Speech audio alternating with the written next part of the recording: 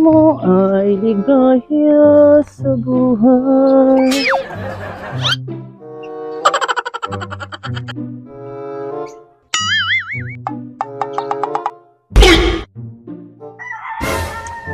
Kumarites, nakita mo din ba kung sino yung dumaan na babaeng pul ang buhok? Kitang-kita ko, Kumarites. Ano ba kung palagay mo sa akin? Bulag? Kubagay tanga, ha?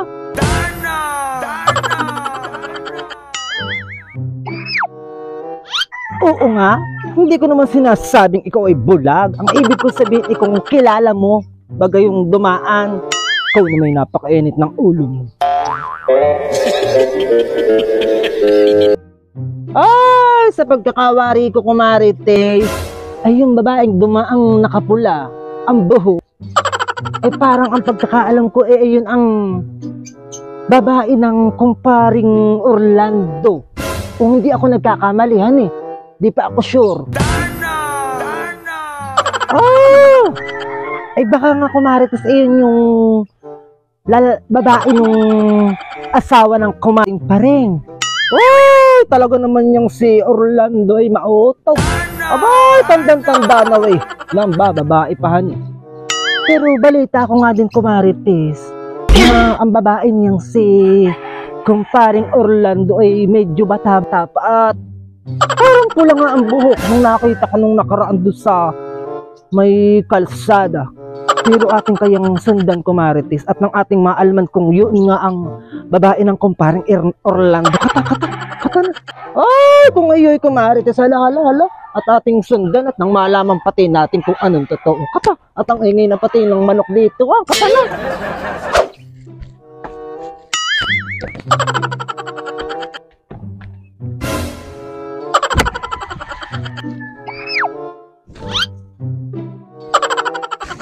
Dali, Kumarites, at naanto na ang kumaring Pareng.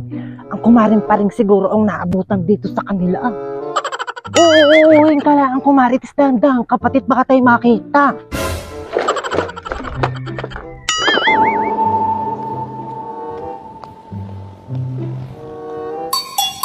Pareng? Bakit, Olga? Nasaan si Orlando? Oh, hindi pa rin umuwi dito si Orlando. Siguro ay kulang 4 na linggo nang hindi na papunta dito si Orlando. Ang pagkakaalam ko nga ay nasa inyo. Oh! Ganay on baga? Kaya ako napapunta dito, pare. Para kunin ang sustento ng aking mga anak. Di yan sa asawa mo. Oo. Ako ay isang kabitlaang ng asawa mo at ikaw pa rin ng totoong asawa. Aba, ay hindi naman, Ari, na hindi niya susuportahan ang kanyang 4 na anak sa akin na lahat ay nag-aaral pa. Kaya kukunin ko lang yung ganang kaparte ng aking mga anak. At ako'y nagtataka lang. Ilang linggo nang hindi nagpapadala sa akin si Orlando. Ang aking iniisip ay baka naman pinipigilan mo ang kanyang pagpapadala. Kahit alam mo naman na meron siyang anak sa aking sinusustentuhan. Hindi ko naman nakakalimutan iyon, Olga. Alam kong may anak sa iyo, si Orlando. Kung ngayon hala. Mas maganda na yung nagkakaintindihan tayo kaysa hindi tayo nagkakaintindihan na ni. At baka kay sinasampig ako. Diyan ka na. At ako'y pupunta pa sa SM. Kumarites, tago at naandiyan pa. Balik na ang balandita.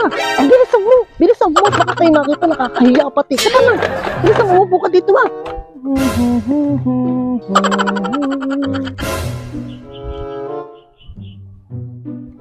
Ang galing naman ng mga marites ngayon.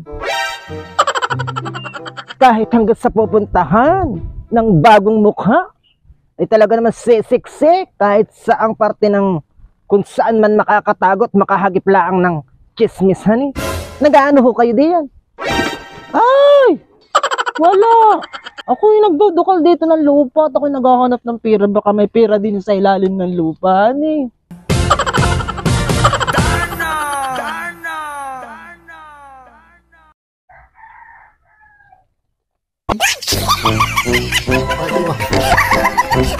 Sorry.